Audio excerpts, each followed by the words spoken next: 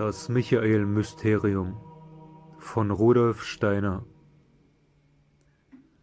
Michaels Mission im Weltenalter der Menschenfreiheit. Wenn man mit dem geistigen Erleben an Michaels Wirken in der Gegenwart herankommt, so findet man die Möglichkeit, sich geisteswissenschaftlich über das kosmische Wesen der Freiheit Licht zu verschaffen. Dies bezieht sich nicht auf meine Philosophie der Freiheit. Diese geht aus den rein menschlichen Erkenntniskräften selbst hervor, wenn diese sich auf das Feld des Geistes begeben können. Man braucht dann, um zu erkennen, was hier erkannt wird, noch nicht ein Zusammengehen mit Wesen anderer Welten. Man kann aber sagen, die Philosophie der Freiheit bereitet dazu vor, über die Freiheit das zu erkennen, was dann im geistigen Zusammengehen mit Michael erfahren werden kann. Und das ist das Folgende. Soll Freiheit wirklich im menschlichen Handeln leben, so darf, was in ihrem Lichte vollzogen wird, in keiner Art von der menschlichen physischen und ätherischen Organisation abhängig sein. Das Freie kann sich nur aus dem Ich heraus vollziehen, und mit dem freien Wirken des Ich muss der Astralleib mitschwingen können, damit er es auf physischen und ätherischen Leib übertragen kann. Dies ist aber nur die eine Seite der Sache. Die andere wird eben im Zusammenhange mit Michaels Mission durchsichtig. Es darf, was in Freiheit vom Menschen erlebt wird, auch nicht in irgendeiner Art auf seinen ätherischen oder physischen Leib wirken. Geschehe dieses, so müsste der Mensch völlig aus dem herauskommen, was er in den Etappen seiner Entwicklung unter dem Einfluss der göttlich-geistigen Wesenheit und der göttlich-geistigen Offenbarung geworden ist. Was der Mensch durch dasjenige erlebt, was nur göttlich-geistiges Werk in seiner Umgebung ist, darf nur auf sein geistiges, sein Ich einen Einfluss haben. Auf seine physische und ätherische Organisation kann nur Einfluss haben, was sich in der Entwicklungsströmung nicht in seiner Umgebung, sondern innerhalb seiner Wesenheit selbst von dem fortsetzt, das seinen Anfang in Wesenheit und Offenbarung des Göttlich-Geistigen gehabt hat. Das aber darf in der Menschenwesenheit gar nicht zusammenwirken mit dem, was in dem Elemente der Freiheit lebt. Dies ist nur dadurch möglich, dass Michael aus urferner Vergangenheit der Entwicklung etwas herüberträgt, das den Menschen einen Zusammenhang mit dem Göttlich-Geistigen gibt, das in der Gegenwart nicht mehr in die physische und ätherische Bildung eingreift. Dadurch entwickelt sich innerhalb von Michaels Mission der Boden für einen Verkehr des Menschen mit der geistigen Welt, der gar nicht ins Naturhafte hinübergreift. Es ist erhebend anzusehen, wie durch Michael des Menschen Wesenheit in die geistige Sphäre hinaufgehoben wird, während das Unbewusste, Unterbewusste, die sich unter der Sphäre der Freiheit entfalten, immer tiefer mit dem Materiellen zusammenwächst. Des Menschen Stellung zum Weltwesen wird ihm fernerhin immer unverständlicher werden, wenn er sich nicht darauf einlässt, außer seinen Beziehungen zu Naturwesen und Naturvorgängen auch noch solche anzuerkennen, wie die zur Michael-Mission. Die Beziehungen zur Natur lernt man wie etwas kennen, das man von außen anschaut. Diejenigen zur geistigen Welt gehen aus von etwas, das gewissermaßen ein inneres Gespräch mit einem Wesenhaften ist, zu dem man sich den Zugang dadurch eröffnet hat, dass man auf das geistgemäße Anschauen der Welt eingegangen ist. Der Mensch muss also, um die Impulse der Freiheit darleben zu können, imstande sein, gewisse Naturwirkungen, die aus dem Kosmos herein die Wirkung auf sein Wesen nehmen, von diesem Wesen ferne zu halten. Diese Fernhaltung spielt sich im Unterbewusstsein dann ab, wenn im Bewusstsein die Kräfte walten, die eben das Leben des Ich in Freiheit darstellen. Für das menschliche innere Wahrnehmen ist das Bewusstsein des Wirkens in Freiheit da. Für die geistigen Wesen, die aus anderen Weltensphären mit dem Menschen in Verbindung stehen, ist das anders.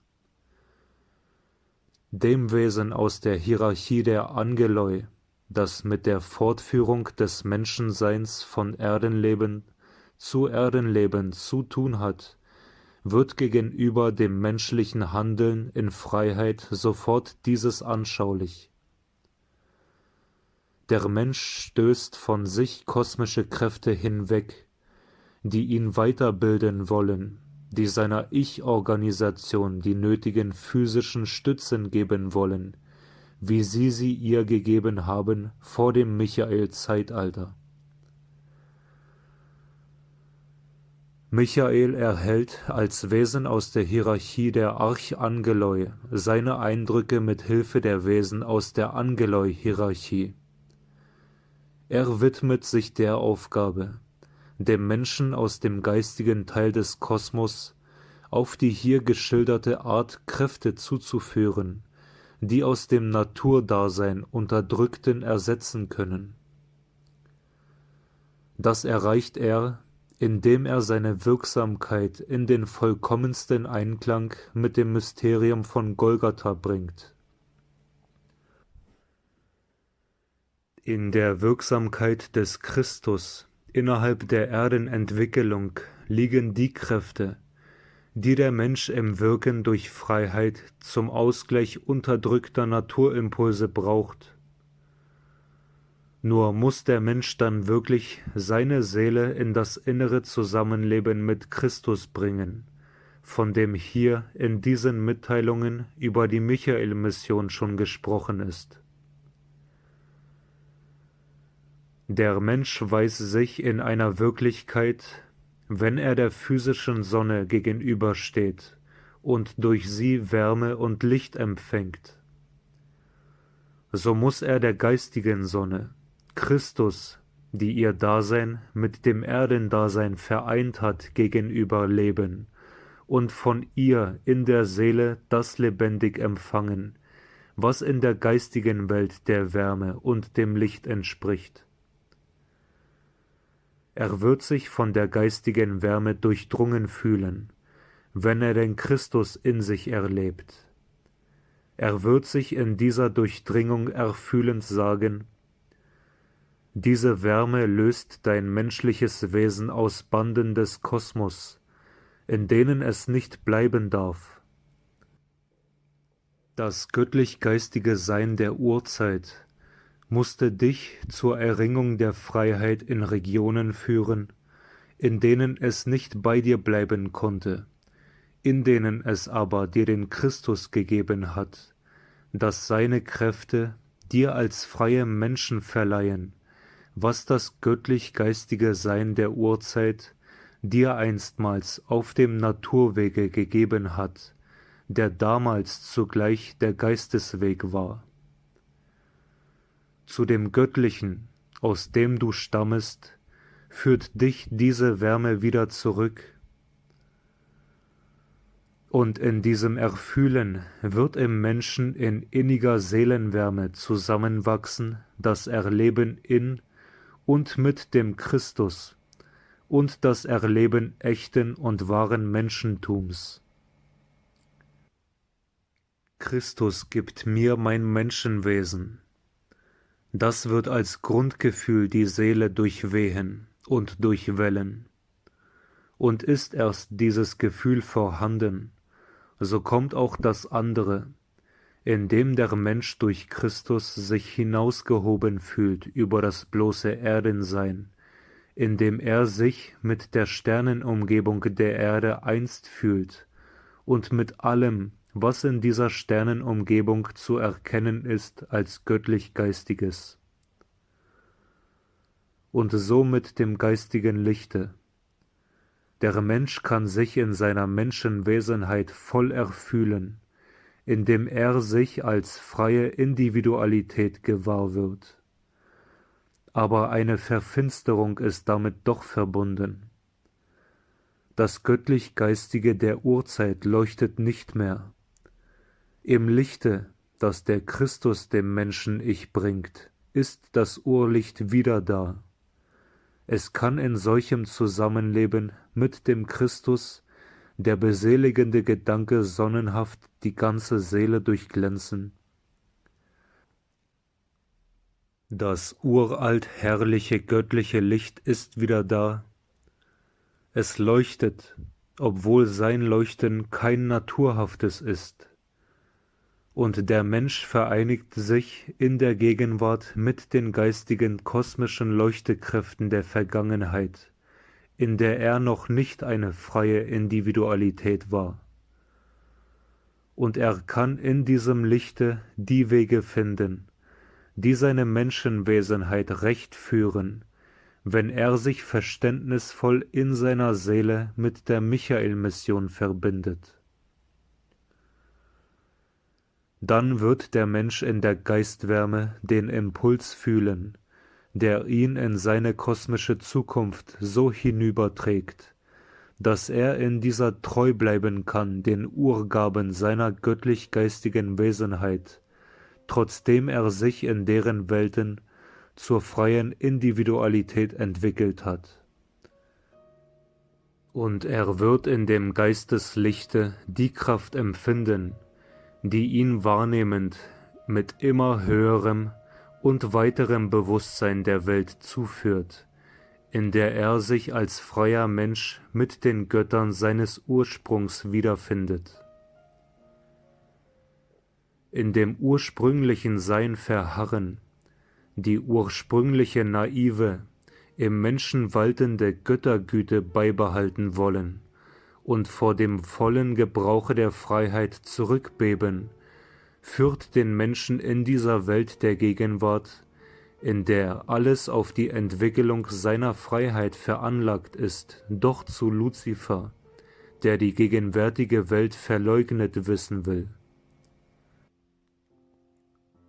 Sich dem gegenwärtigen Sein übergeben, die jetzt dem Intellekt erreichbare Weltennatürlichkeit, die gegen Güte sich neutral verhält, allein walten lassen wollen und den Gebrauch der Freiheit nur im Intellekt erleben wollen, das führt den Menschen in dieser Welt der Gegenwart, in der die Entwicklung in tieferen Seelenregionen fortgesetzt werden muss, da in oberen Freiheit waltet, doch zu Ahriman, der die gegenwärtige Welt ganz in einen Kosmos des intellektuellen Wesens umgewandelt wissen will. In solchen Regionen, in denen der Mensch den Blick nach der Außenwelt geistig auf Michael, den Blick nach dem Inneren der Seele geistig auf Christus fallen fühlt, gedeiht jene Seelen- und Geistessicherheit, durch die er denjenigen kosmischen Weg zu gehen vermögen wird, auf dem er ohne Verlust seines Ursprungs seine rechte Zukunftsvollendung finden wird. Einige Leitsätze.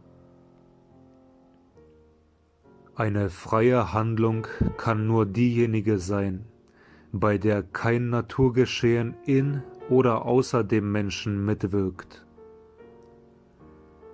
Dem steht als der polarische Gegensatz gegenüber, dass im freien Wirken der Menschenindividualität in dieser ein Naturgeschehen unterdrückt wird, das bei unfreiem Handeln da wäre und dem Menschenwesen seine ihm kosmisch vorbestimmte Gestaltung gebe. Diese Gestaltung, die dem Menschen, der in seinem Wesen mit dem gegenwärtigen und zukünftigen Weltenentwicklungsstadium mitlebt, nicht auf naturgemäßem Wege zukommt, kommt ihm auf geistgemäßem zu, durch das sich Verbinden mit Michael, wodurch er auch den Weg zu Christus findet.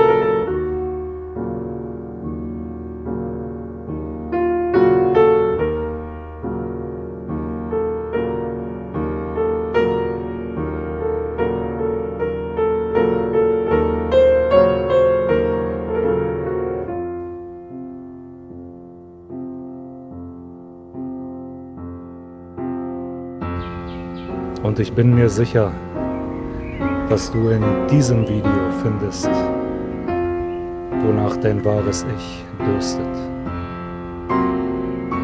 Und nicht zu vergessen,